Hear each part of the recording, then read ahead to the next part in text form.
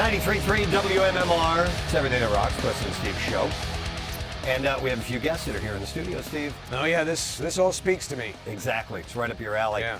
We want to welcome to our studio, we have Rich and Katrina and Chris and John and Becky. They are the Real Fear Gang. Yeah. And welcome to the Preston and Steve studios, guys. Love this idea, by the way. You will go in and take an in-depth look at some of the most iconic horror films of all time.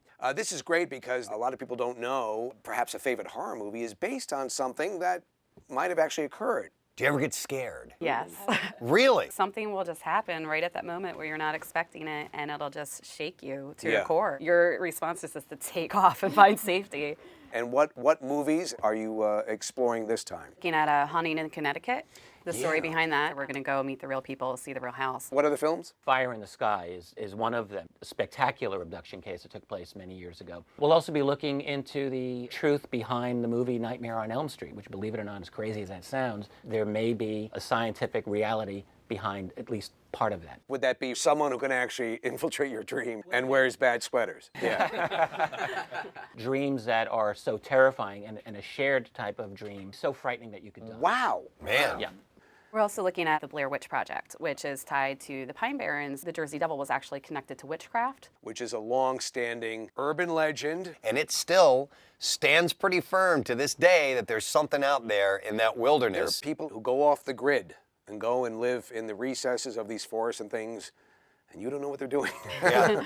And you don't want to know. But That's you what just, frightens me the most, quite Yeah. honestly. Yeah. I'm worried that we'll run into murderous Some psychopaths. The Hills Have Eyes Sure, type of sure. family that nobody's seen. And yeah. What if it does get hairy? Who- Got any protection? Becky's our protection. She's definitely the most buff out of all of us.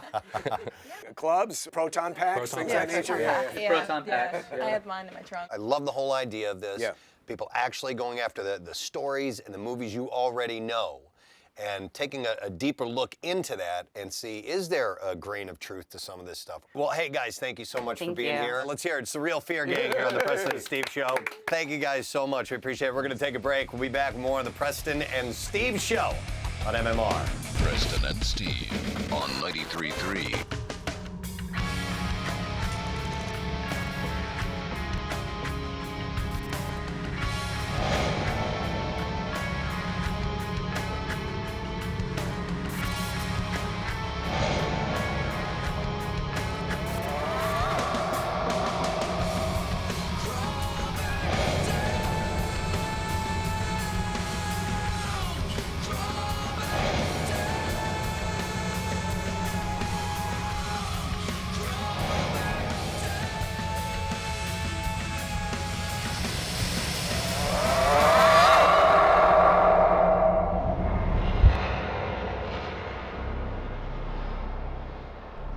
First, we're going to Southington, Connecticut, to meet with Carmen Reed and John Zaffis, two of the key people involved in the famous Haunting in Connecticut case. I remember seeing the movie Haunting in Connecticut a couple of years ago, and I have to say it was one of the creepier movies that I've seen. We're going to go talk to Carmen Reed, the actual mother. She was portrayed in the movie.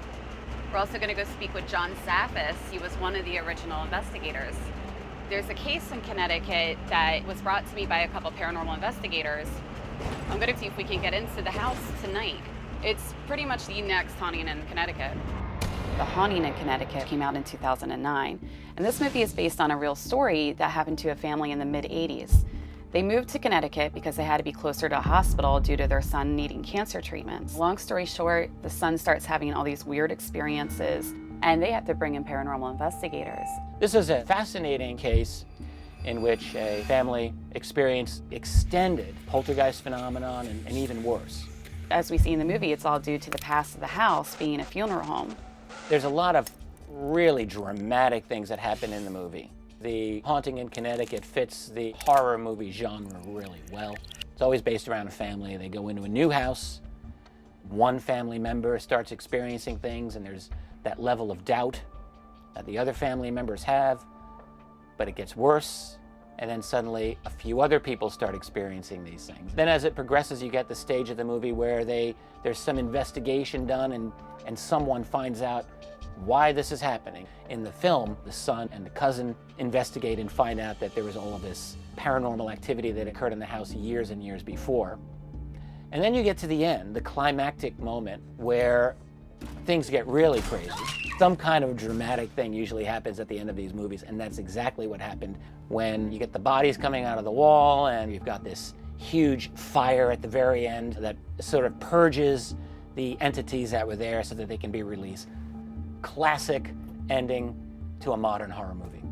The question is, what's the reality behind that movie? That's what we're going to look into. First, we're going to meet with Carmen Reed. Carmen's the mother of the family that experienced this tremendous series of events. Meeting Carmen outside the house where she lived during this experience. The haunting in Connecticut, as far as being well-known cases, is right up there. It's right up there with Amityville. People know about it throughout the country, throughout the world. And with the movie now, millions of people know Carmen's story.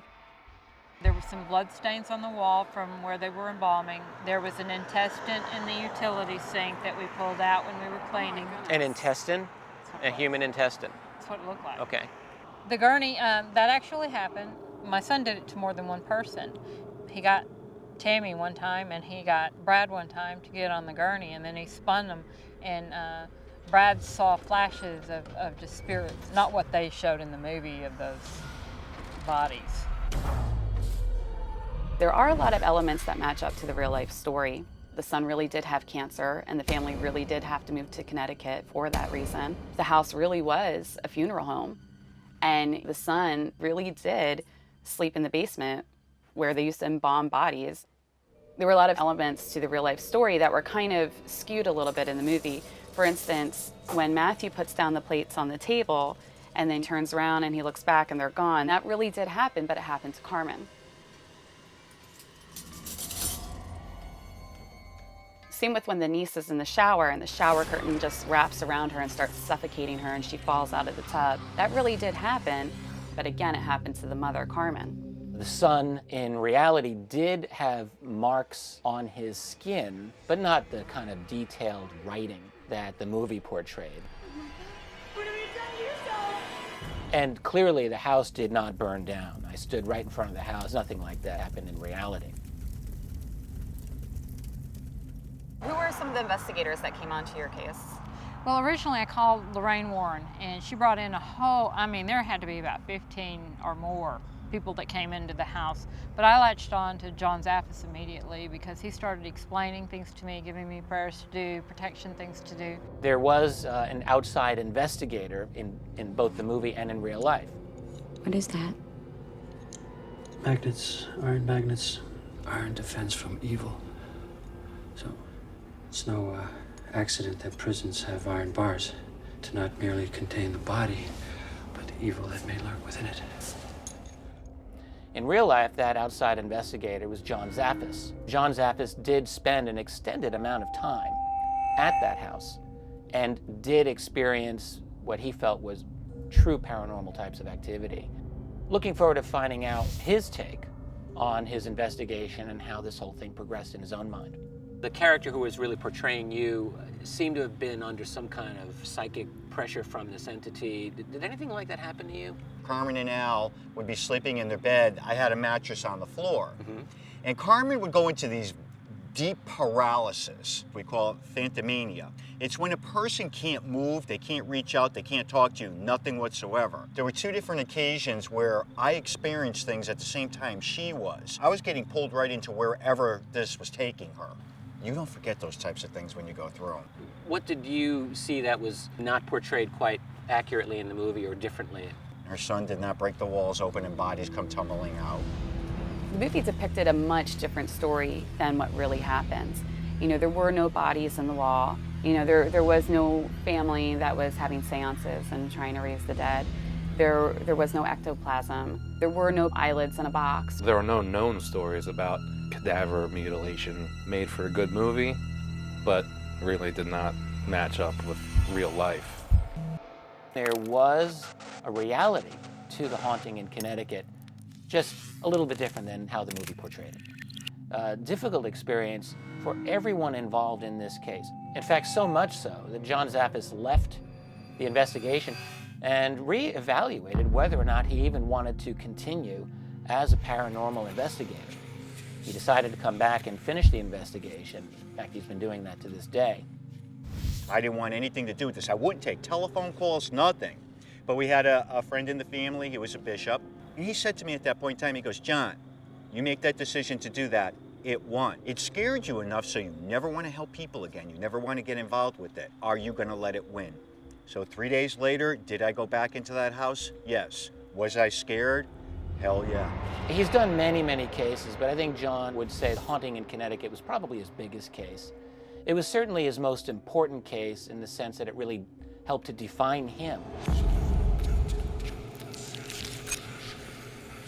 There's a lot of artifacts in here that I've been collecting over the past 40 years. Walk around, look at some of the different things and some of the items from Carmen's home 24 years ago.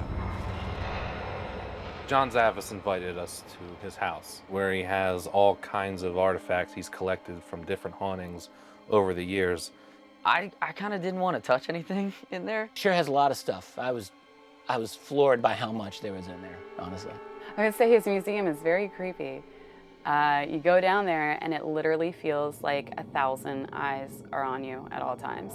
This one is definitely one of the most creepiest things in this whole museum. Creeped out a little boy's mom also. The little boy kept claiming that this ventriloquist was talking to him, going back and forth to him. Well, the mom never seen anything or experienced anything with it.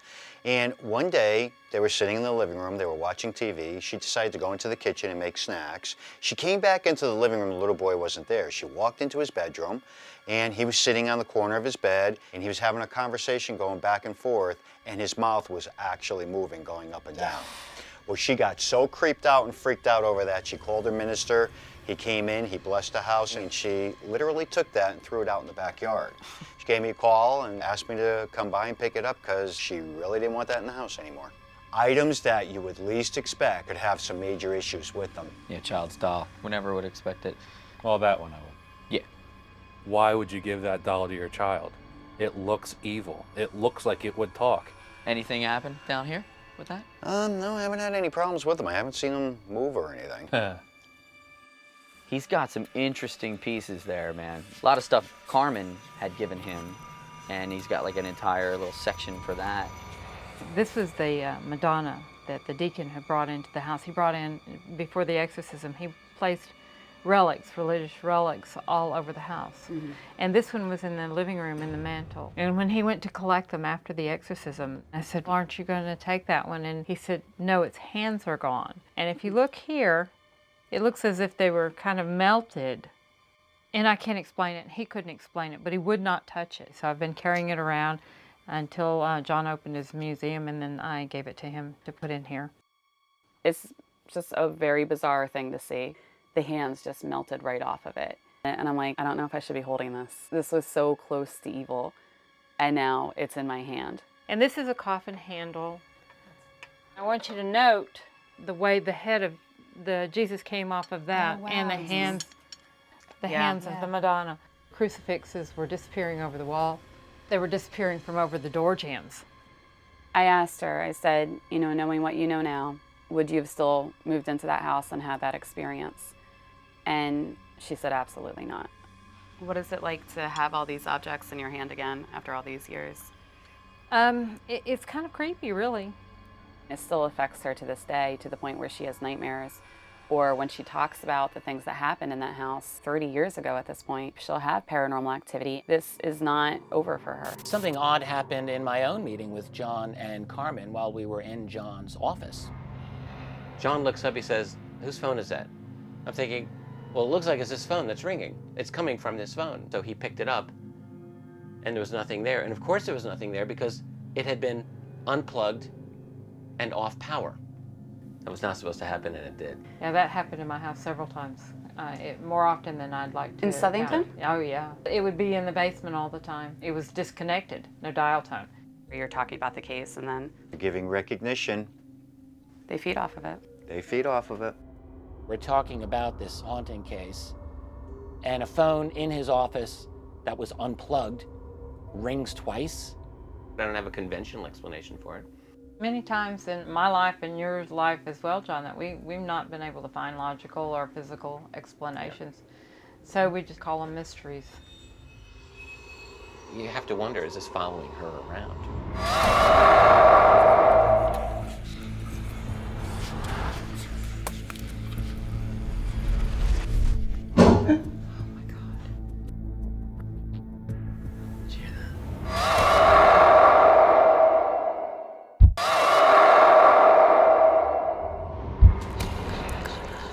Now this is an extraordinary thing. Having finished looking into the haunting in Connecticut case, we're going to look into a current haunting in Connecticut case. There is another house not too far from Carmen's old house that is experiencing a lot of activity. Apparently, there's been a lot going on there.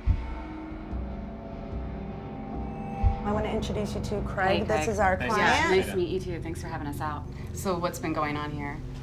We came in here, we're excited about our new place. My girlfriend and her 2-year-old son. We stayed over a couple nights. In the middle of the night, you hear banging throughout the walls. You'd hear kind of voices like somebody was talking in the room next to you.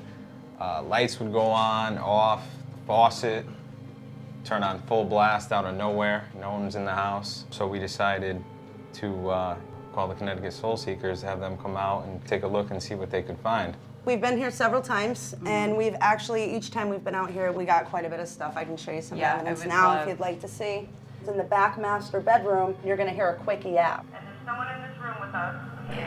Wow. Yeah. That's a very, very good one. Wow. Yeah. One of the things that was kind of disturbing that led them to call us, I'll show you what happened while they were sleeping. Craig decided to start recording because they were hearing all these noises and these different things going on. And this is what happened while they were sleeping during the night.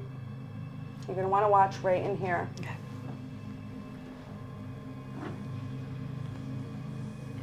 No. No. Whoa. Whoa. Get out. Who is this right here? This is Craig right here. Me and then And that's my girlfriend. his girlfriend right there, yeah. I'm just going to wind it back. Did you want me to go back a little bit? Yeah, Okay. I would love to see that. Can you guys all see over me? Yes. Oh my God. Do it again. Oh, man. I don't like that one bit. It's just the two adults. Where's the? Yes, he wasn't even in the house at this point because of what we were experiencing. We didn't want him in the house until we knew what was going on.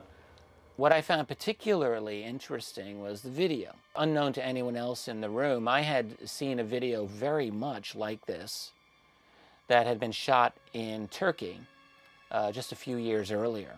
The way he described it, it sounded pretty spot on as far as, comparisons. What was weird about it was Rich said they were experiencing UFO activity. This house has been so hard. There's so many different things. And previous tenants haven't said anything. Not that we know of. Have you guys experienced things in the past? Is this your Never. first? So this is your very first haunting? Yeah. They were, just regular, everyday people. They didn't want this to become the next big thing that's going on. They just wanted it to stop so that they can move into their house. I didn't even want to call them. Yeah. I didn't know how I was going to call them and say, hey, I think I got something in my house. This is the most active residential location that we've ever investigated. Activity going on outside that I could investigate? You can try. All right, I'll go outside. We actually, I don't know if you're going to want to go out there after you hear this last one. Play it for you now and see what you guys think about it.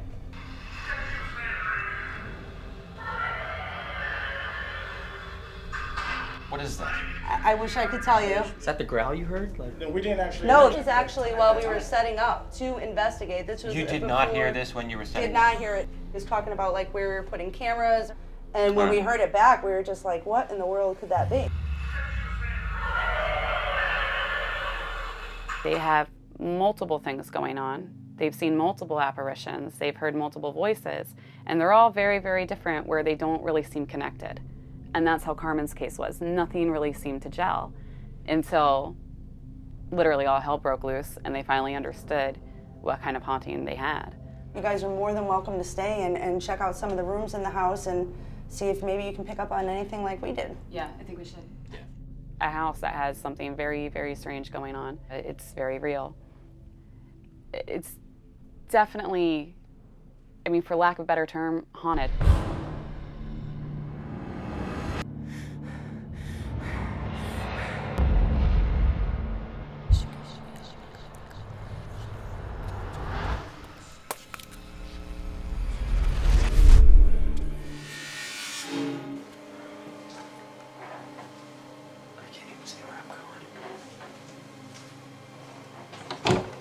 Oh my God.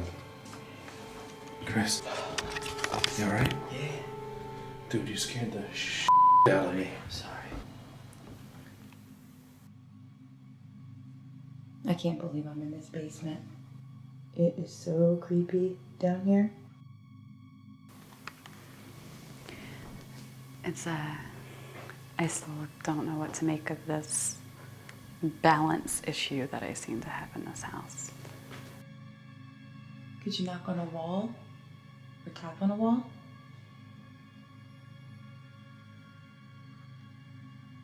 Oh my God. There's a strange vibe in this house. Yeah. It really is. There's something different. I like can't breathe well. Maybe that's because you're scared. No. Yeah. It's different, man. It's not that. You need to sit down. I'm not seeing Katrina in that bedroom. She must be off the IR. Yeah. Oh my God, oh my God, oh my God. Becky's down in the basement and I can't really see her. Mm-hmm. I'm just wondering, because I thought I heard someone, a female voice sounding a little bit upset. Mm-hmm.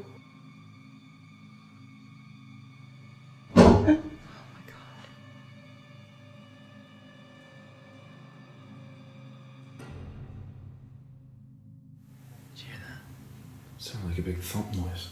Sounded like it came from the basement.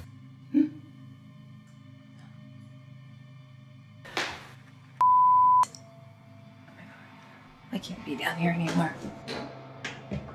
I bolted up the steps because I did feel like something was standing behind me, like that feeling of something like present.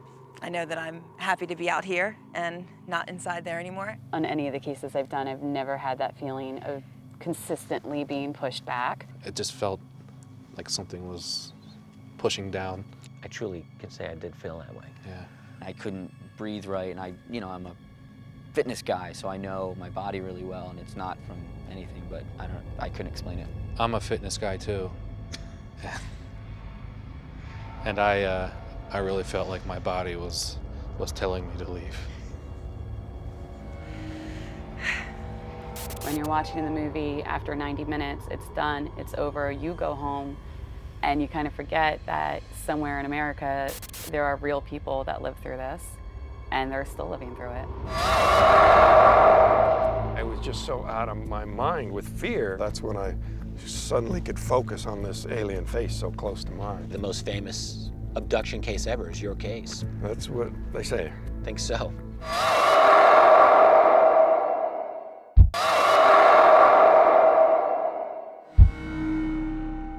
We're heading to Montour Ridge, Pennsylvania now. This haunting in Connecticut case is still on my mind a bit.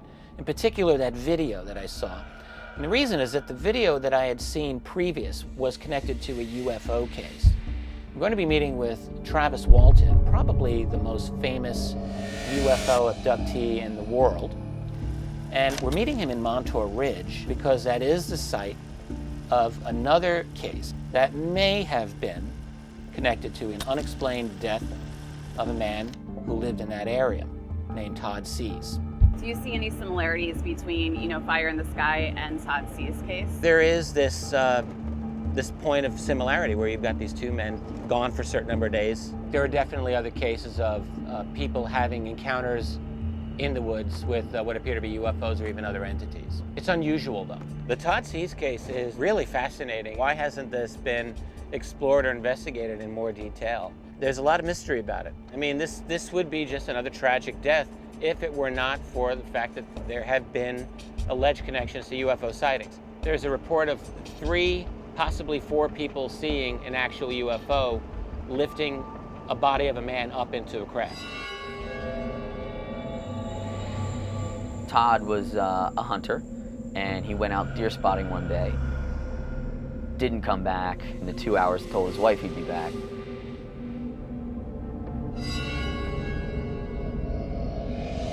It's a small town. Everyone knows each other. They all go looking for him, and they can't find him. No trace of him. He's gone for about 2 days. The search parties continued. They find him. The guy looked like he'd just been dropped from the sky into a bunch of thickets. And it was also a spot that they had already looked. It was a place where they had already searched before. Something completely unexplainable. When Todd did go missing, there were reports of UFO sightings in the area right at the same time.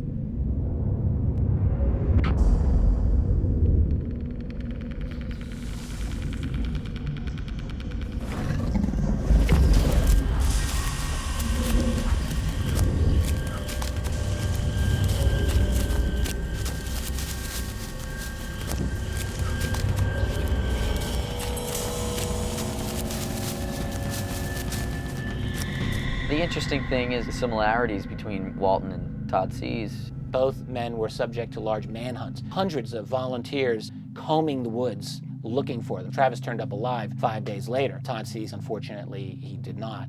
At the very least, it's a tragic death. Is there something more to it?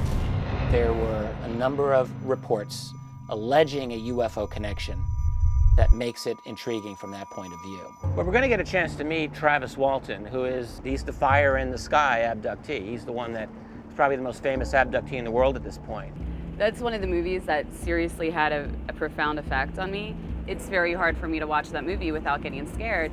And the fact that we're meeting Travis, like someone who's been touched by aliens, and I literally mean like abducted, taken into a spaceship, had God knows what happened to him. And all of my fears about aliens have been rooted in his story. It's a little nerve-wracking for me. You're basically helpless. If you're taken and they have you, from everything that we've been able to learn about this, you're under total control until you're released. And that was the case with him. He was gone for 5 days, and he was believed to be dead. I've been looking into UFOs for such a long time. The Travis Walton case, to me, is very significant. You have a guy who passed several polygraph tests, many witnesses, everyone corroborates each other perfectly. These guys were under suspicion of murder for 5 days. It was a very thoroughly investigated case. It was like the case of the decade, really, of the 1970s. Over the years, Travis has been very steady in everything that he said. And there was a movie made about his extraordinary experience called Fire in the Sky. The Fire in the Sky came out in 1993, and it's based off of Travis Walton's experience where he was abducted by aliens. This is a movie that has stuck with me ever since I was a child. This is really the most infamous UFO abduction story there is, and a major Hollywood movie was made. As a kid, it's everything that I thought would possibly happen if you were abducted.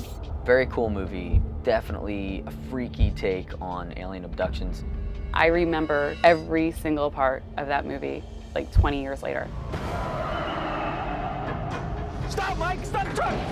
The movie portrayal, he's in the vehicle, he's riding shotgun, he gets out. They stop the car, and Travis Walton gets out. He goes in front of this craft. He goes up to it, and he's just amazed at what he's seeing. Get back here! They see this big spacecraft in the sky. Something happens where he's struck in the chest with this bright beam of light. This beam of light throws him. Knocks him back and out of consciousness. At that point, his friends thought he was dead. They were freaked out, they were terrified, and they took off. Nobody actually went to check on him. I guess they were scared out of their minds. They saw all of that happen to him. Out of just being frantic and not knowing what to do, they just left the scene. Travis's co-workers assumed that they were probably next. Everybody stay down! And that really explains their own panic. And they drove for 5 minutes or so at breakneck speed through the woods. when they realized we can't just leave our friend behind like this. You gotta go back. No way! What are you talking about? If you don't want to go, get out of the car. Let me go! I'll come pick you up later. His one friend, Mike, goes back to go get him, and he's gone. When we're watching these movies, it's kind of fascinating for us, but this has been a 35-year nightmare for this man. And there's part of me that almost wonders, like, does he ever fear that this would happen to him again?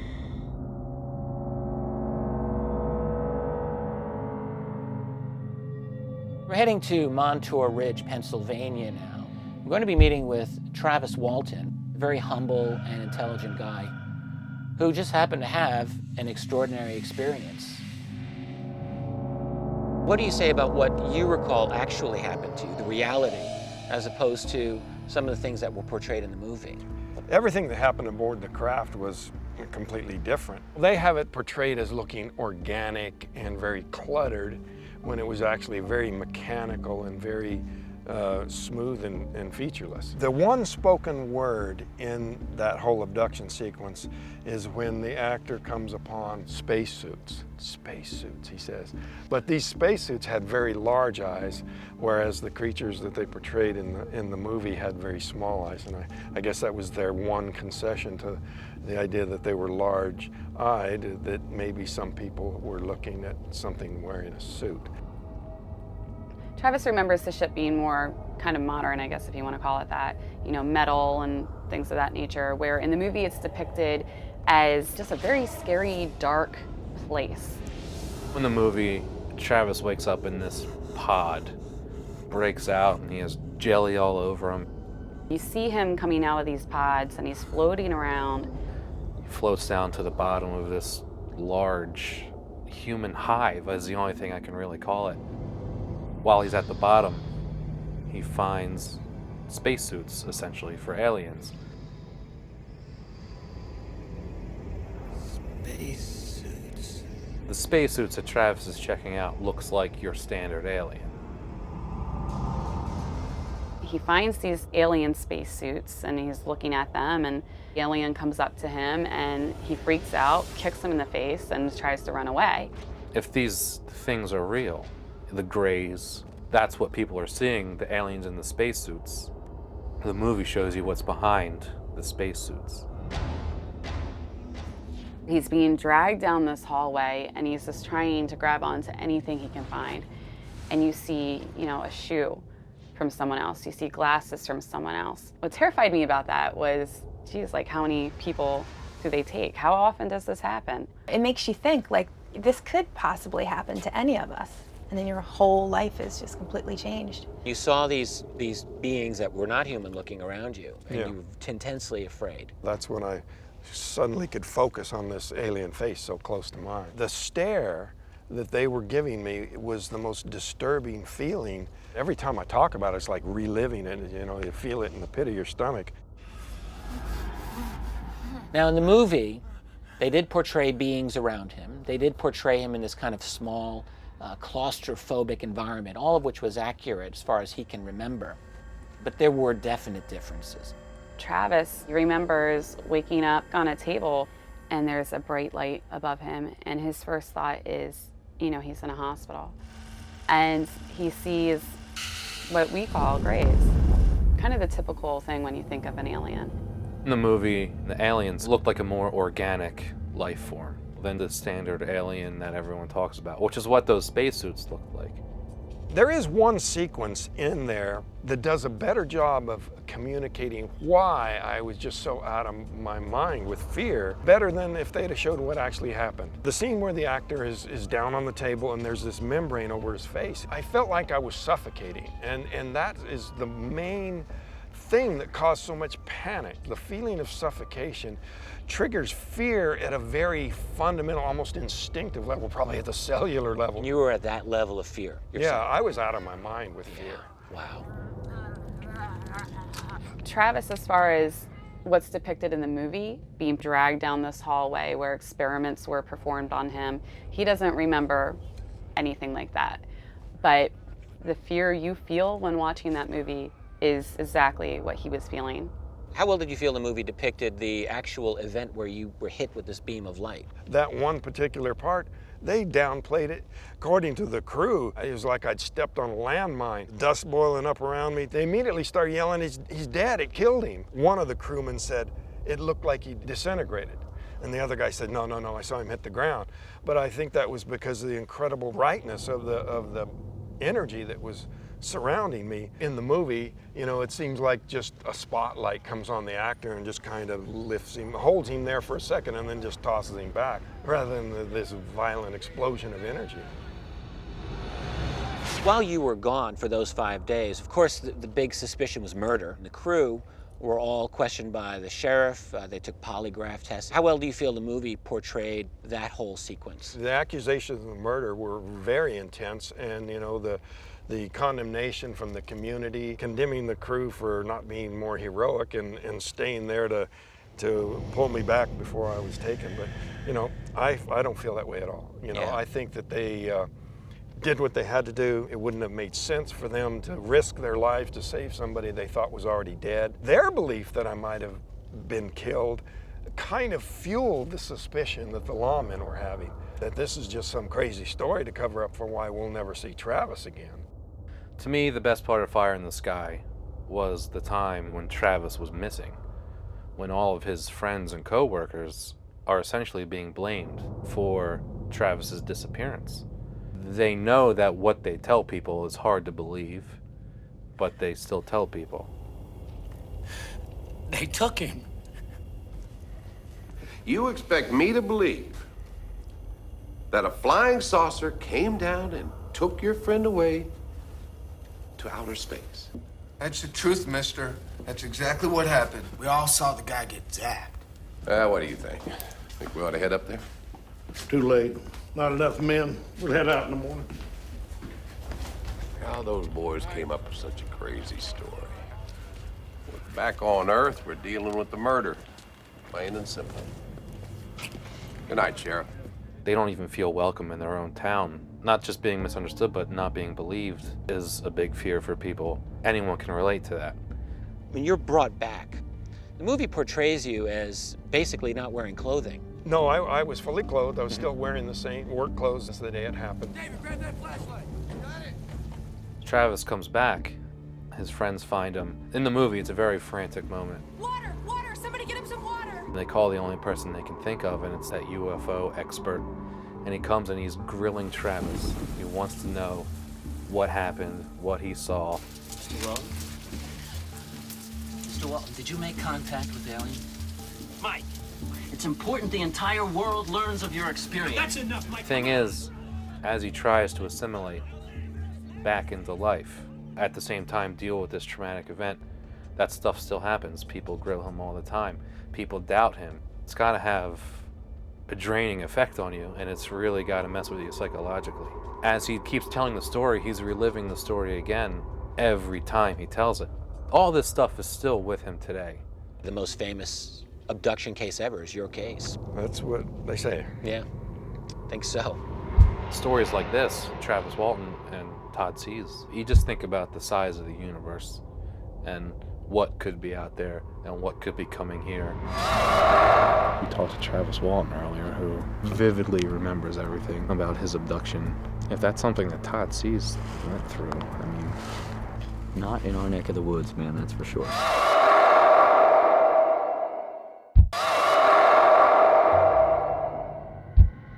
It's important to hear from Peter Davenport about the Todd Sees case because he really is the only investigator who's actually gotten anywhere and spoken to at least some of the individuals involved in the case. It's pretty compelling stuff, and it's almost as if a mystery is unfolding in front of us. The first inkling I had of this incident, I believe, was on the 18th of August 2002 when I received the first report. It was written by a person who alleges to be a farmer. He claimed that he and three fishermen watched as a man's body was floated up a shaft of light that was connecting a disc hovering motionless above Mount Montour. It does appear, Peter, doesn't it, that Todd Sees' ATV was in fact at the top of Montour Ridge, about 2 miles from his home. He, however, was found quite a long distance from that ATV. What would be the reason for him to be so widely separated from the ATV? There are a lot of unexplained aspects to this case. If this were just a death, a tragic death of somebody in the woods, there remains so much mystery over this, so much concealment. This investigation is comparable to mine in some ways. This case is maybe 10 years old, and there's still a lot of unresolved questions. Curiously so. These cases of missing persons in connection with UFOs, and there's been a number of cases in my area. It's a disturbing alternative. Are these truly UFO related or not? Good talking to you guys. Yeah. Thank you. Yeah. The UFO reports sent to the National UFO Reporting Center explicitly claimed a man was taken by a beam from a craft at 5:30 a.m. Todd Cease left his home at 5 o'clock in the morning. His all-terrain vehicle was found at the top of Montour Ridge. He certainly could have gotten to that location by 5:30, which is when the report said this event happened.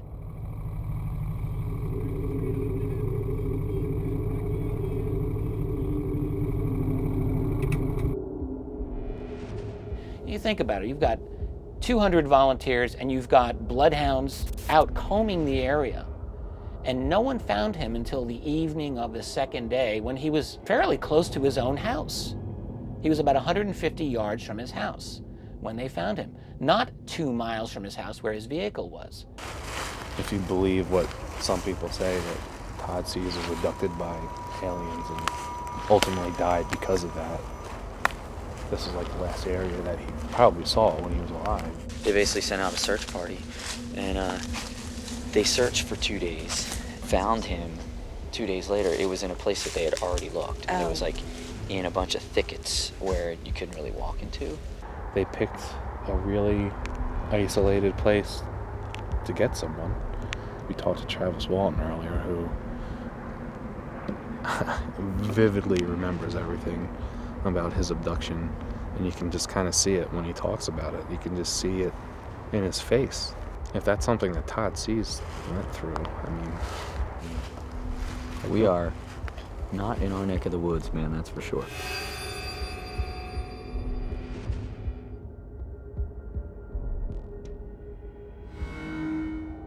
We're looking up and we see this bright light coming from the sky, and then it came down and hovered the ground for a little while. You getting it? Yeah, it's right there. Look. This thing's acting crazy. John, let me hear you, buddy.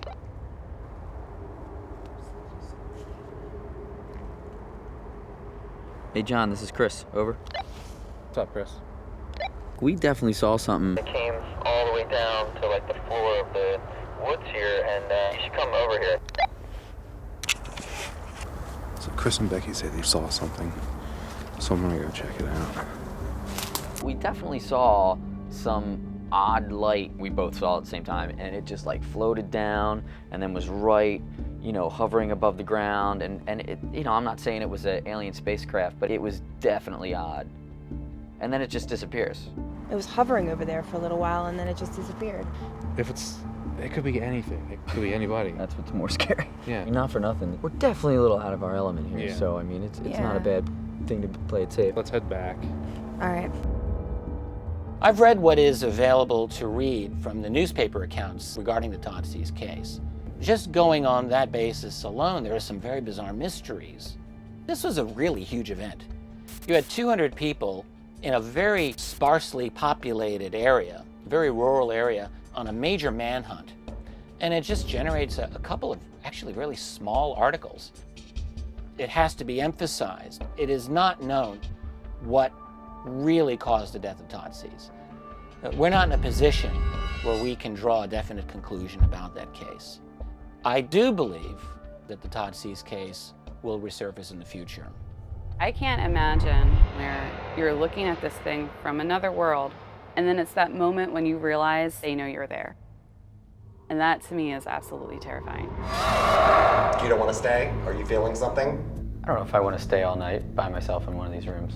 Not really. But I've been doing this for the majority of my life. I grew up in a haunted house. If someone asked me to do that, my answer would be F you. Don't do it.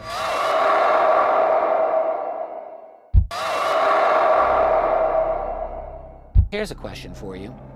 Can you die of fright in your dreams? Can a dream frighten you so much that you die? And this, of course, is the theme of the movie A Nightmare on Elm Street. So you guys have all seen Nightmare on Elm Street, right? Yeah, what do you guys think about it? Scary? I don't want to meet Freddy. As a child, terrifying. I got more creeped out more by the imagery of the whole thing, and especially at the third one. Rusted pipes everywhere, and it freaks me out. This whole idea of dreams that could kill you, until really recently, I did not think that there was much to it. Turns out maybe there is a little more to it than we might have thought. There's actually something called the nocebo effect, which is almost the opposite of the placebo effect. In the nocebo effect, if you think that something really evil has befallen you, you can become sick and possibly, as in the case of some of these dreams we were talking about, maybe you could die. The question that neurologists have is whether it's all internal or if there's an external component, in other words, a spiritual realm. You think Nightmare on Elm Street, now no way could that have any possible connection to reality, but in fact, there is a connection. A Nightmare on Elm Street came out in 1984. Wes Craven stated that he didn't want to do more than one, but it was so successful, they just kept making movie after movie after movie. Wes Craven actually got real-life inspiration for this movie. Wes Craven based Nightmare on Elm Street on a story he read about Asian immigrants that came to America are sharing the same visceral, horrific nightmare. Laotian individuals who were experiencing recurrent, horrific nightmares, many of whom did die, apparently in their sleep during the very dreams that were terrifying. Like the kids do in the movie, they are trying to stay awake any way they can. Wes Craven reads the story of these guys, and something goes off in his head, and it really inspires what became one of the most iconic horror film series in history, Nightmare on Elm Street. Nightmare on Elm Street movies were definitely freaky, man. That scene in the first one where Johnny Depp gets like sucked into the bed and then spewed out like a blender, you know, all over the room. That scene was pretty horrific. Definitely good horror film stuff. Dream Warriors, Nightmare on Elm Street 3, takes place in a mental ward. So they're dealing with all the patients who are, you know, having this group psychosis. They're all having the same dreams. Ain't nobody gonna put me to sleep. I don't wanna go to sleep. Ain't nobody gonna put me to sleep. Get your hand. I ain't going to sleep. The doctors are trying to make them go to sleep, and they're doing everything they can to not fall asleep. We're going to Pennhurst Asylum, which is located right outside of Philadelphia. There's been a number of people who, after visiting Pennhurst, have had reoccurring nightmares. I called in a very good friend of mine, Chip Coffey. He's a renowned psychic, and I'm hoping, you know, he can give us some insight as to what we might be dealing with here tonight. Children were in this awful, awful facility. Some of them died there. If you believe that there's a spiritual realm or some kind of dimension of reality beyond what we perceive, you really might wonder if there's some very, very bad mojo that could translate into our reality here.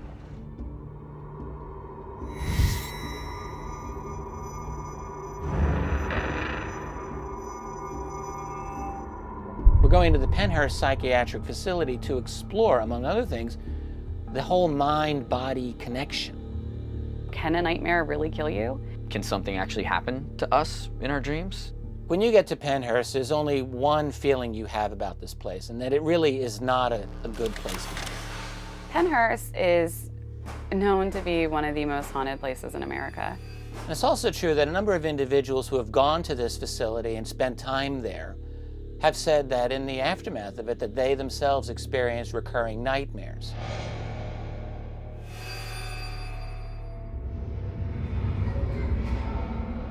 There's been a lot of bad things that happen to kids here and just people in general, so I'm sure a lot of that negative energy is still here. After I left here for a couple weeks, even till today, I've had a recurring dream of the hallways in this building and of a shadow figure at the end of the hallway where I can't move and it's getting closer. and I can't get out of the building. Over a year later, I still occasionally have that same dream. It's the only dream I've had reoccurring like that. When you were here, did you witness or experience a shadow person? Pretty solid shadow figure in this building was one of the more bizarre because it was something that was at the end of the hallway, and kind of like my dream. Only in the dream it came closer and closer and closer until it was almost in front of me. People feel drawn to certain places, usually places that are charged, if you want to say, with activity or energy or spirits that might be part of what's going on with Mike.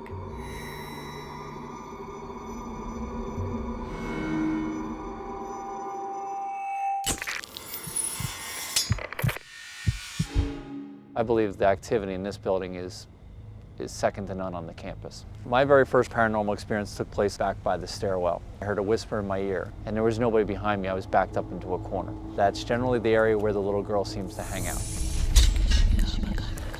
What about claims of nightmares here? Had my share. My wife is wondering what's going on. I don't want to tell her because she would never let me come back. Would you ever sleep here alone? Oh, no. This place really scares me. Tortured spirits of children inhabit the place, and we're sleeping there.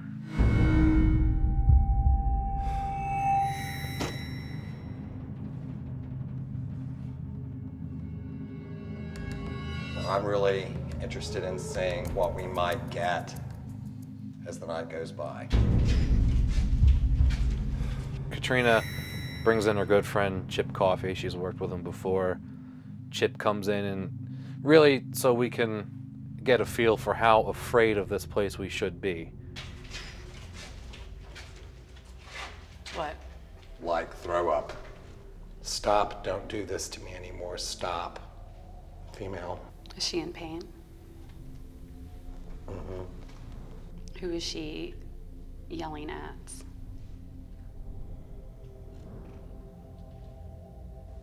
It may be Eugene, and they called him Gene. He's raping her. The sick is the pregnant. And she didn't have the baby. It's pretty horrific. It's not a one-time thing.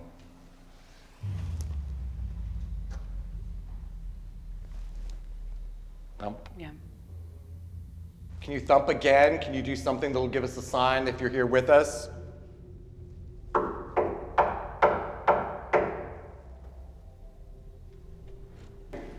Wow. Yeah. Another knock, please.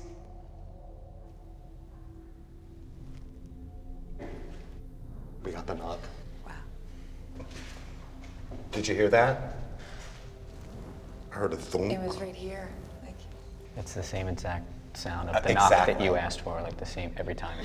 We walked around with Chip, and he picked up on several, I think he called them peripheral spirits that were just ripples in time. I was like, I can't believe I'm gonna have to spend the night in this place. Did that get shoved in here? I don't know where that was. That was not on the floor when we walked in, because I was focusing on the floor. You didn't see That's it? a question mark for sure. Yeah.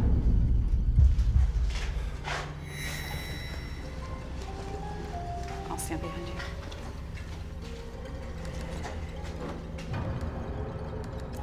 Old woman, Edith, why the hell can't I just go ahead and die? Just let me die. Jesus, come and take me. Boy, she's close, Katrina. I saw them smother her.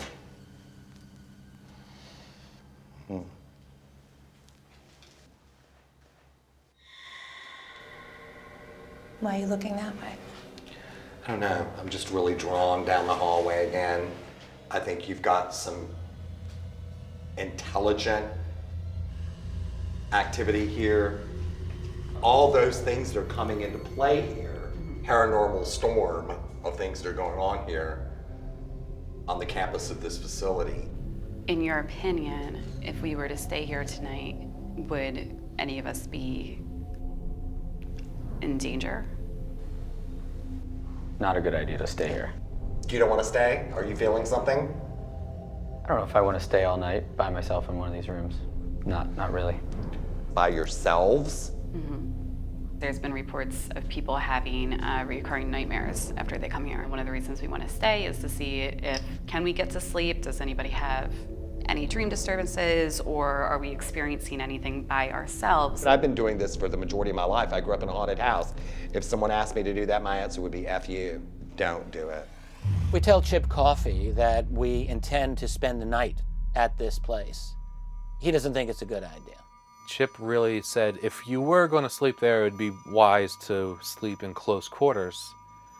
Of course, we were sleeping on totally separate areas. Bad idea, says Chip. This is a really awful building. I mean, honestly, the fact that he wouldn't stay here. Watch yourselves tonight.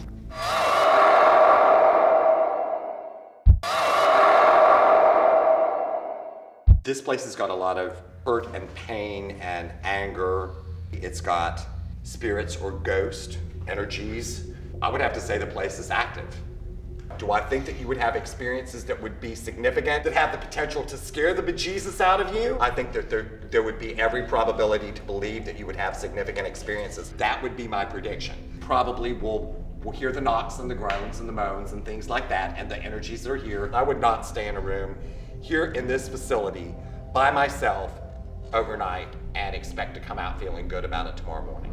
Be in communication with each other if someone does freak out. You know what I'm saying? Yes. Don't think you've got to be the big, brave person. Get the hell out. Ooh. Whatever is in my head just said, we'll hit you at your most vulnerable point. Have each other's backs. I mean, that's what being a part of a team is. Mm-hmm. Thanks for having me here. All right. Thank you. Good to see you guys. Good to see you. So we're walking around with Chip through this place. He's sensing all kinds of suffering that took place at this facility. He's just like, I mean, I feel something everywhere here. There's activity everywhere. That there was a lot, and that it was definitely going to make itself known. This is a really awful building. It's got awful memories. I mean, honestly, the fact that he wouldn't stay here. Watch yourselves tonight. This is where they all slept. Nightmare on Elm Street 3. This does remind me. Does it? Yeah. There was one scene where one of the patients, he was in a wheelchair. This room reminds me of his room that he stayed in. Does it make you think at all that some of these patients weren't crazy? It's pretty sad to know that some of them weren't, you know? Definitely a creepy feeling everywhere. Are you scared? Yeah, definitely. We are in the first floor. That totally tripped me out for a second. And that's what freaks me out about later. Like, this place is a maze. Nightmares come from stress during the day or an unconscious conflict, some Freudians say. Repeated nightmares is a different story. Often that's someone who's had trauma. If we have people sleeping here Right. through this night, in this place, which is a awful, creepy place, what would one want to look for? Is it possible that there is something in this place independent of one's thoughts that actually can come in and kind of affect your thoughts? And I realize that's a speculation, but if that's the case, could it then create a negative effect on them? Come to an old dilapidated mental hospital. You know, people probably had lobotomies and they were put in, insulin comas, and I'm sure there was a lot of abuse that went on here, and people commit suicide, and it's kind of loaded. It could get into the placebo effect. You feel something's going to happen, you're creeped out, and then you create it. Are there elements of the mind that might go beyond the body or go beyond the brain? And is it possible that the mind has an interaction with this reality? There's a lot of evidence for a mind that exists outside of the brain.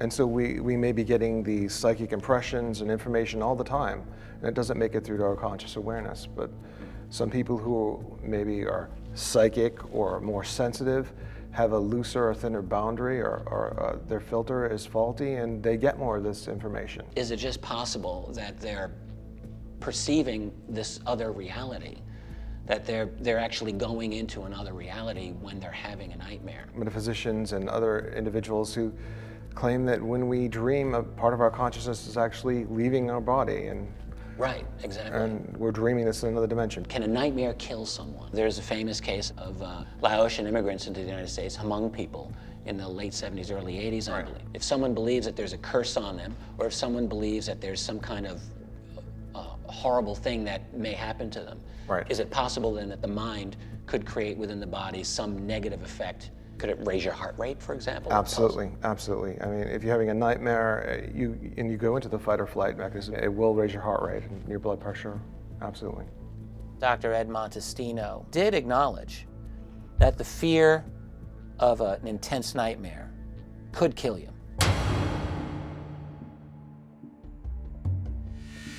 Have you guys all gotten places where you're going to be spending the night? John and Chris are going to be stationed on the second floor. Becky and I are going to go into the basement tonight. We got walkie-talkies. If something happens, we'll be in touch. We decided we're going to split up, and team members are going to be in different parts of the facility. And the idea is they're going to sleep there in total darkness with only an infrared camera on them. My job is to monitor on a couple of screens, and we're in touch with each other via walkie-talkies. It didn't take long, truthfully, for some very disturbing developments to happen. One of our production assistants starts to freak out and completely lose it. I'm just kind of freaking out a little bit.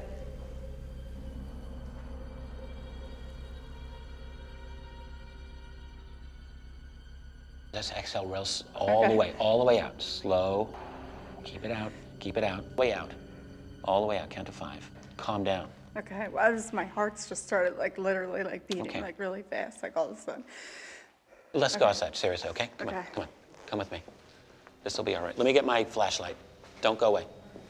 She became frightened immediately. Something about this place had just upset her, that I had to walk her out of the building.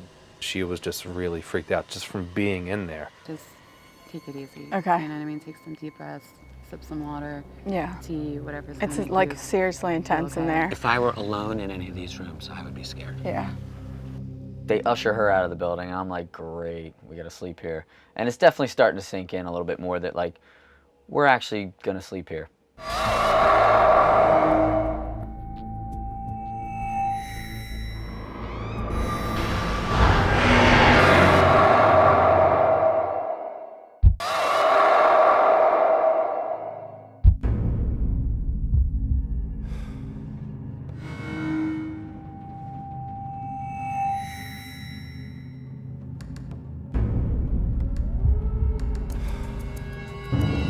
This really was a crazy situation. You're in pitch black in a really awful place. Being in that building is extremely overwhelming. There's not 1 inch of that place that you can walk where you don't feel something. I did not feel alone at any point. In the movie, all these kids are living at this insane asylum, and they're trying to do everything they can to fight sleep. And now here's us, we're voluntarily sleeping in an insane asylum where horrific things happen to people. Many people have claimed that there's severe and intense paranormal activity that has occurred in this facility.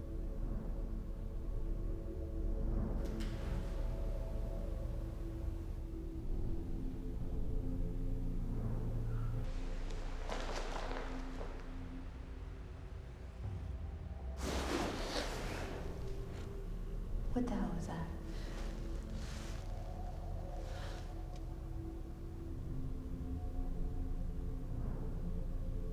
If there's something there, make a noise again.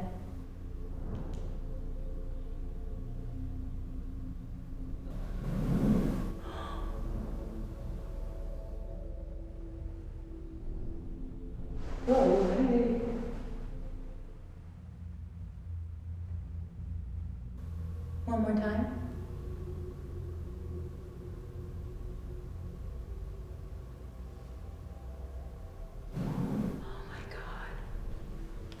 Katrina? Katrina. I just heard a banging sound in the other room. Have you heard anything? 2 minutes ago, I thought I heard some breathing coming from the hallway, kind of like a kind of thing.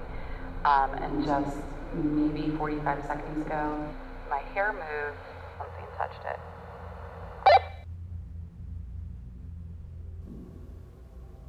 It just got really super cold in here. I'm freaking out. Do you want me to come in there? I'm gonna try to hang for a couple more minutes. Is somebody crying?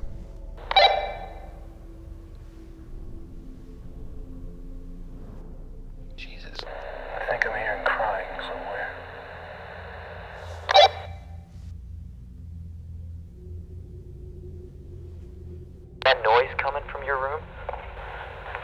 Like a moan.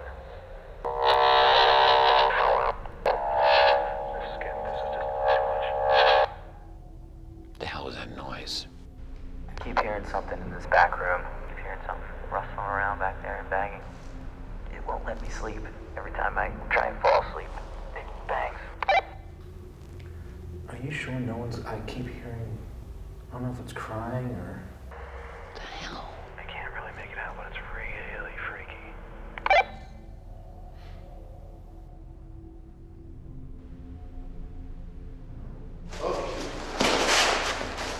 Alright, something just breathed right in my ear. Chris, whatever that was, I think just ran by my stall. That scared the out of me.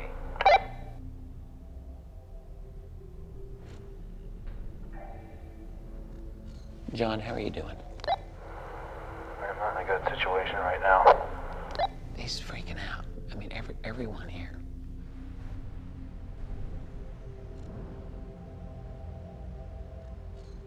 Look, I don't think this sleeping thing is gonna happen right now. Do you really need me, us up here, or I'm not falling back to sleep after all this? Listen, time for us to get out of here. Things just got so intense. I mean, the walkie-talkie was constantly in operation by just about everyone. Katrina and Becky, both of them were very, very deeply frightened. The really disturbing elements of this happened with the guys upstairs. At one point, John's hearing the sound of a woman or a girl weeping. He also was experiencing or felt that there was something that went by him several times. He heard something dragging along the floor. Chris said that he felt a breath go right on his face, like a hot breath.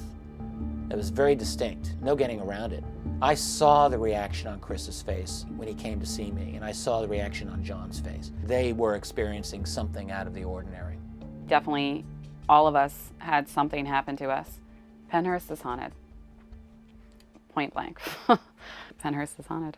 I really hope I make it back here. What was that? It's running around the woods right here. It's like right here.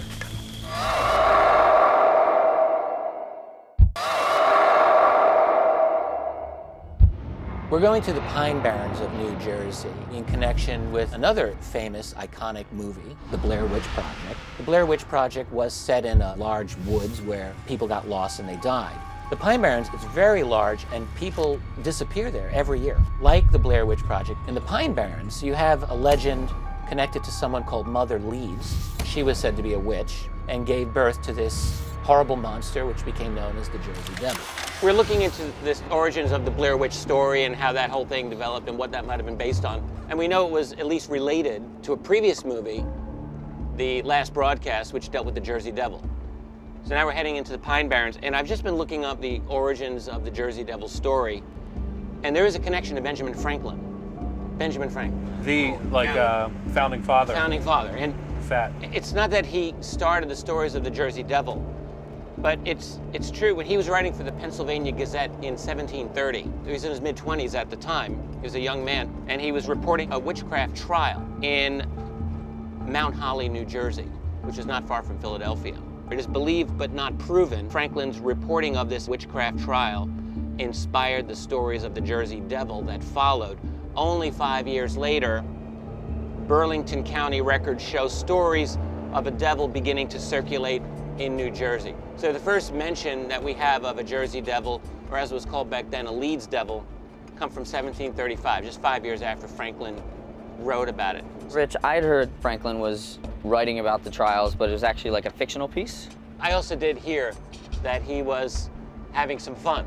Seemed to me like it's a very old version of the Blair Witch, where people took this fiction and thought it was completely true. It would be like an ultimate irony, wouldn't it, if Franklin actually made this up, just like the Blair Witch creators did. Right. Yeah. 250, 60 years later. The Blair Witch Project came out in 1999 and centers around 3 college students who are filmmakers, and they're making a documentary about the Blair Witch. And the Blair Witch was a woman who was banished from her town in the 1700s because she was practicing witchcraft. The whole story kind of centers around the 1940s when all these kids go missing, Throughout the story, you see these 3 filmmakers going through the woods, and they start getting lost. These guys go out into the woods, they think they know where they're going, they get turned around, they end up walking in circles and don't know where they are. And then they stumble across all these occult objects, stacked rocks, things that kind of look like a voodoo doll, weird objects made out of sticks. And then at night, this was probably one of the creepiest moments of the film for me, they find this house, and that's when the cameras, go off, and you just assume kind of what happened to them. An interesting tie-in between the Blair Witch Project and the story of the Jersey Devil is a movie called The Last Broadcast, which was just made 1 year before the Blair Witch Project. Last Broadcast was about the Jersey Devil, and it was filmed in the Pine Barrens. Like the Blair Witch Project, it helped to pioneer this idea of found footage as a basis of a movie, where people find this lost footage of some investigation that's gone horribly wrong. You get that with The Last Broadcast, and then you get that with the Blair Witch Project. My buddy Paul Phillips from the band Puddle of Mud is coming by. He's just a big-time horror fan, totally into this stuff, so he's gonna tag along with us and see what we see out there in the woods. Poor guy has no idea what he's in for.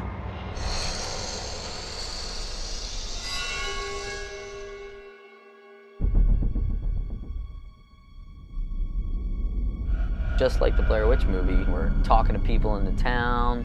We're gonna go try and live this thing for real. You want to believe in these things. You want to see it, It's like a great mystery. You want to get to the bottom of it. My buddy Paul Phillips, he's definitely really into this stuff, so it's gonna be good to have him on this one. He knew about the Jersey Devil and the Mother Leeds story and everything. I was impressed. Have you done a lot of research on the Jersey Devil? I did. I did my research on it and found out a lot, and I'm fascinated by it. Benjamin Franklin writing the article, which may or may not have started this, about a witch and a witch trial. And there's even some speculation that the witch trial was for Mother Leeds, and maybe the so-called Jersey Devil is a curse for her being a witch. She was cursed. That's one of the theories, the many theories. So there's definitely some witchcraft rooted in there. I'm excited to go out and play Blair Witch. In the Pine Barrens, it's not difficult to find people who claim that they've encountered the Jersey Devil in one way or another.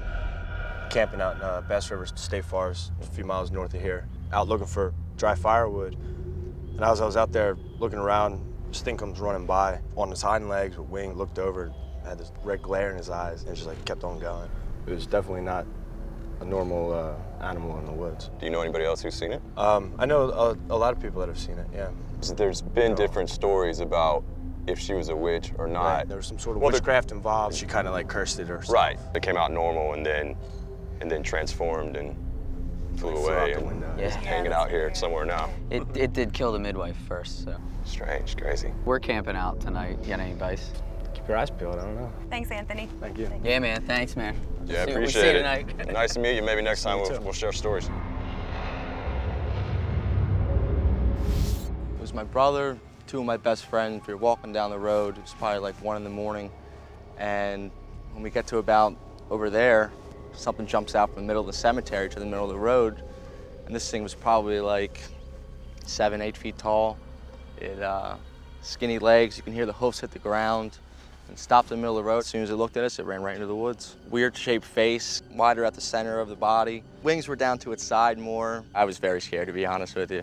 I didn't stay at my dad's house for 2 weeks afterwards. I stayed at my mom's. How do you feel being here today? Being here and actually talking about it brings it back. Do you know if there are any Leeds family members buried in there? There is definitely Leeds family members.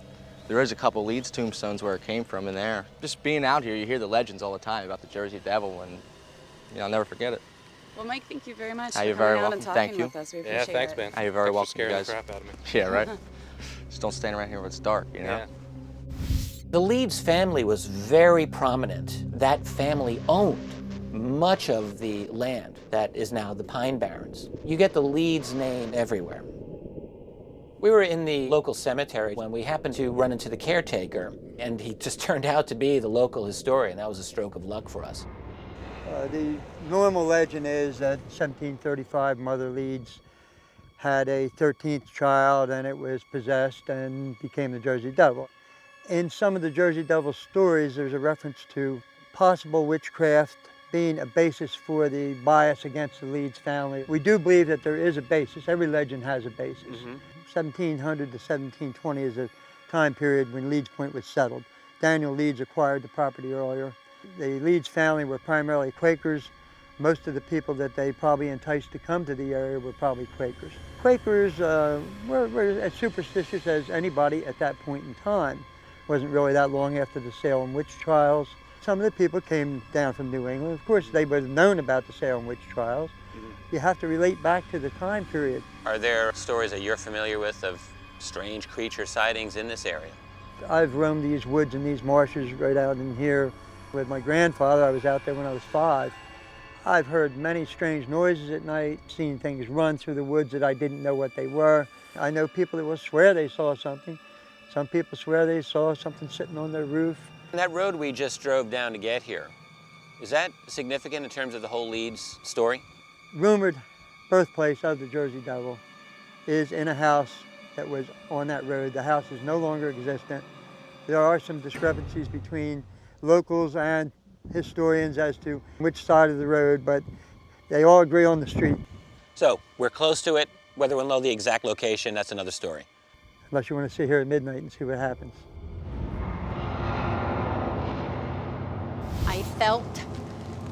I felt a presence behind me, and I turned around and I saw this huge shadow of wings up above this big wall. And this is a really big expanse here, so it stretched clear across. I mean, that was like pretty creepy when you see these big, huge wings. What do you think the Jersey Devil is? I know the Jersey Devil story is a folklore, but the areas here, it was a Leeds family. The Leeds family is still here. It's written in history that this woman had 13 children.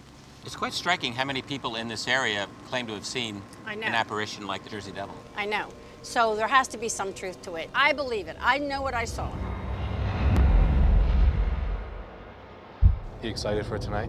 The witness kind of freaked me out, Anthony, because he said that he spotted the Jersey Devil when he came up to his campsite. This kind of reminds me of Blair Witch. We're like interviewing witnesses in town. Yep. And we're going out in the middle of the woods, in the middle of nowhere. Just freak you out a little bit? Will you sleep in the tent with me? You know what happens to the guy that's the funny guy in all the movies, right? He's the one that gets, you won't be funny anymore when you're dead. We want to go camping tonight, and we want to find a place where the Jersey Devil has been spotted a lot. Stony Brook is probably the best place that you could. It's off of Leeds Point Road. You make a left at the light, right at the CVS, Moss Mill Road. You take that all the way down. Leeds Point will actually be on your right, and then the trail leads you back into the woods. It's like a trailhead right on. Yeah, it's huge. Worst part is you could probably get lost. It starts off on like a narrow trail, and then it opens up into a meadow, but then there's all different ways that you can go off. So I don't know about camping out there tonight. It's just, be careful, don't get lost. Here you guys go. What do we got here? This is actually the Jersey Devil. This is the Jersey Yeah. Devil. Welcome to the team, bud. Thank you. Welcome. Cheers. Appreciate Glad it. to have you on. Thank you very much. Glad to be here. Should I drink from a straw, or is that too girly? I think it's too girly. All right. Yeah. Well, I drank from the straw, so let me Well, turn maybe mine I shouldn't do that either. Ooh. That's pretty good. I like it. Glad we found this. We'll have to do this again sometime. All right. I hope I find this out in the woods. What we're I can looking deal for. with this. Yeah.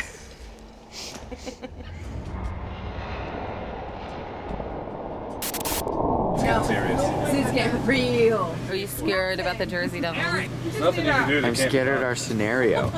And if we're gonna Nothing you can say. be okay, it's pretty vast out there. We could get lost, and that would suck. We don't have walkie-talkies. It's raining, and it's late, and everyone's tired, so we're definitely we have a few disadvantages, to say the least.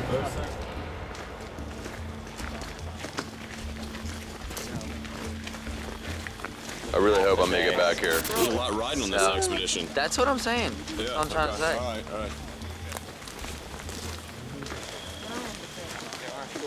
Watch this branch. Yep. Here. Gotcha. Watch here. So Paul, what do you think, man? How do you feel? So far, so good. It's just a little, Are you glad you came out? Or you Yeah. just I think it's anytime you're in the woods, it's just a little eerie, regardless of what's going on. Members stick together. Just looks the same. All these woods just looks the same. We are Watch your going head. deeper and deeper into the woods. This is like getting lost deep in the woods, like right here. This is where, can we start leaving like markers? Like tying around trees. What the What's that? What was that? It sounded like growling. Yeah. Rich, don't get too far, bud.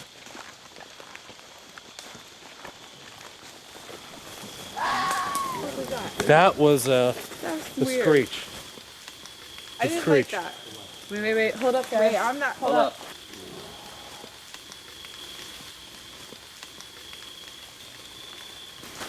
It's like right. It's something, right? It's running around the woods right here. Oh, you see it? No, I hear it. It's like right here. So you guys actually think we're experiencing things right now? Yeah. It's weird. There's a weird energy out here, that's for sure. Yeah.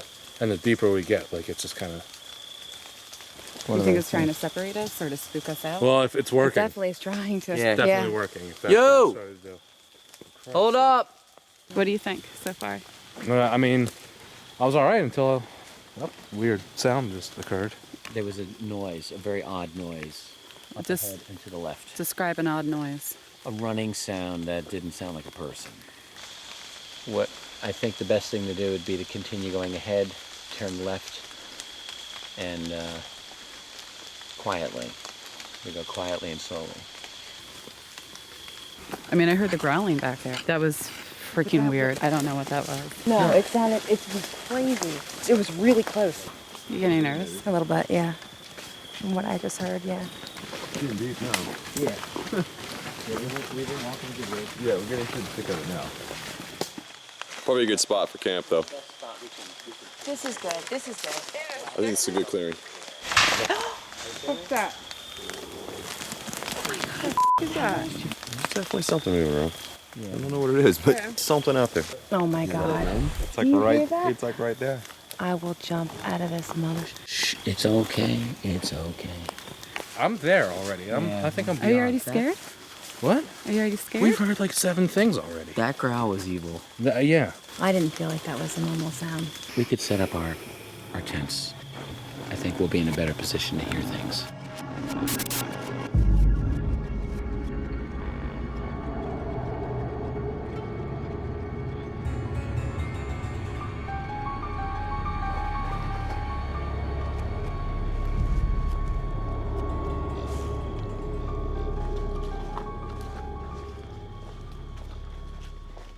There's something for sure. Yeah. It was big and close. And growled its off. Yeah. This is odd. You know, I'm wondering if the ears will just play tricks on you.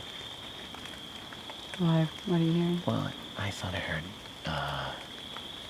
something walking closer by. It sounded like something heavy pressing down some wood. We weren't going to split away from the group, and I know. And here we are wandering. Because I don't need to be lost in the Jersey woods. This is thick woods, man. I don't know how comfortable I feel right now. Well, let's go back then. It's gonna be dead silent here at night. And if we hear something, we'll be with the rest of the crew. When we get to the fork, we go right? Yeah, I believe. Yeah. All right, here we go. Let's see some lights for camp. There we go. You know what's terrifying to me is just not knowing what's out here, not knowing what's behind these trees or what's making these noises. You okay? What? You said you saw something and it touched his head up this hill. What exactly happened? You were alone. I was walking. Yes. Something brushed me fast, knocked a quarter out of my hand, knocked the battery case off. I went to turn my light back on, the light's dead. Did you hear anything? Yeah, I thought it was somebody else in the crew running behind me. I was like, hey, who's that? So I'm just going back to the trailer for a while. You don't have a light. You don't go back in the dark. I'll walk you back, dog. Take mine. Just want to get to like a safe zone. Even where Yeah. everybody else was at, that's too close to comfort right now. Yeah. He was by himself. So he had his recorder, his audio recorder and he had a flashlight, and he said something brushed up physically, knocked the recorder loose, knocked the batteries out, and somehow damaged his flashlight so it doesn't work. So if that's the case, you've got something here that knew exactly what to do. All right, we're coming up to the RV. Yeah, we're great. All right, dude. I know you want to be off camera and stuff. I'm gonna actually go back. All right, that was totally whacked out.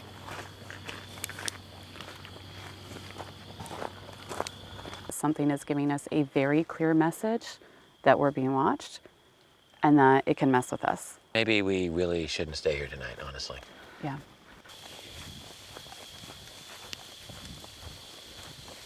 He shook up, man.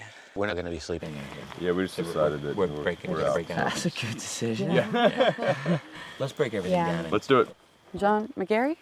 Is he still breaking down? Yeah. Oh, he's over there. Wait. Eric. No. Is McGarry over there? Where's McGarry? John McGarry. Did he go to space? John? Which brings me back to my theory. Something's trying to split us up. This is a weird place.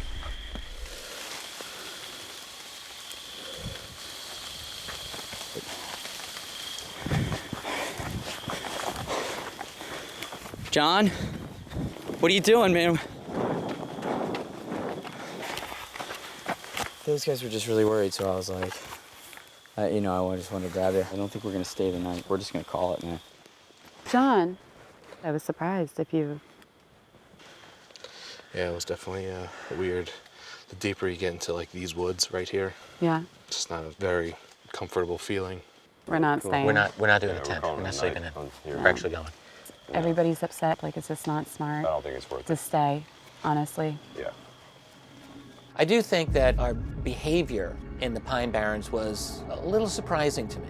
People did split up, and we didn't adhere to our plan.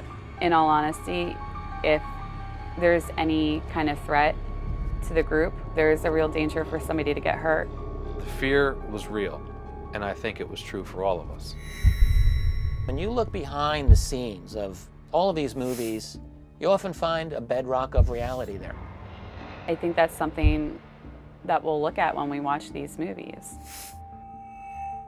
When and where is the next story? And how close are you going to be to it?